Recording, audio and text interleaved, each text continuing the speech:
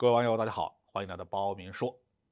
美媒披露乌克兰军队在南部试探俄军的防线，遭受重大损失。乌克兰的冬天寒冷而又漫长。俄乌冲突在最近几个月里，除了在巴赫莫特仍然有激烈的战斗之外，在其他地区基本上都处于僵持状态，只有零星的袭击事件。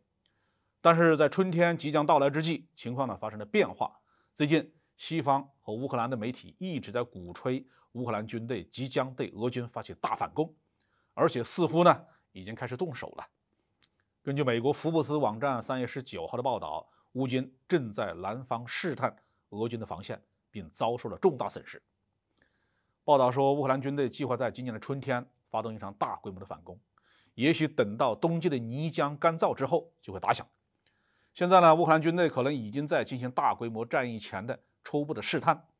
这些试探对乌军来说代价极高，凸显了乌军从防守转向进攻的危险性。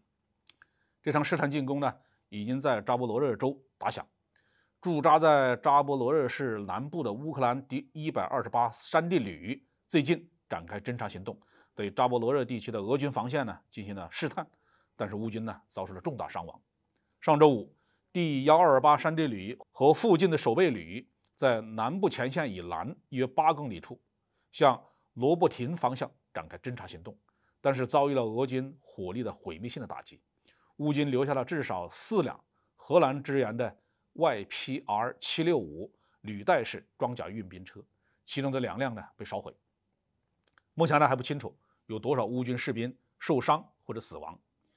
一辆14吨重的 YPR-765 装甲车有3名车走人员，最多可以搭载7名步兵。发布在社交媒体上的一段视频显示，一辆 YPR-765 被反坦克导弹或者炮弹击中，浓烟滚滚，至少有7名的乌军士兵逃离，其中1人还拖着1名受伤的士兵。另一段视频显示乌军在光天化日之下，沿着罗伯廷以北没有树木的田野发动进攻。俄军无人机观察到了他们的动向，引来了炮火。在没有乌军炮兵压制俄军火力的情况下，装甲单薄的 YPR-765 很容易成为俄罗斯的导弹或者是火炮的猎物。目前俄乌双方在乌克兰南部部署的兵力都不多，俄方大概只有9个团的兵力，包括俄军和当地的武装力量，每个团最多只有几千名士兵。他们在第聂伯河和斯塔罗莫林尼夫卡镇之间控制着一片大约是80公里长的区域。乌克兰南部司令部负责监督同一地区有9到10个旅，但是都没有满员，双方都没有力量的优势。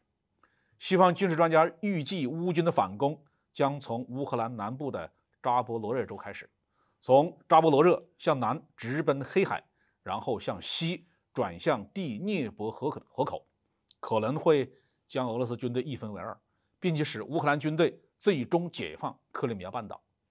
但是乌军在这一地区缺乏炮兵火力的掩护，这一次的试探侦察行动已经表明，贸然进攻的损失会很大。因此福布斯建议乌军向南部地区要增援更多的火炮。从乌军这次失败的试探可以看出俄罗斯军队的防御阵地也是稳固的，炮兵的火力也是充足的，也有足够的无人机来监视战场情况，哪怕在南方非重点战区也是如此。而西方国家对乌克兰军队的支援反而无法维持正常的作战，难怪有很多的西方政客最近在不停地表示担心说乌克兰有可能会在消耗战中失利，穷尽西方的军火库也供不上乌克兰军队的消耗。俄罗斯居然凭一国之力就能够抗住整个西方的支援，反映出俄罗斯的军工实力要比西方想象的强大得多。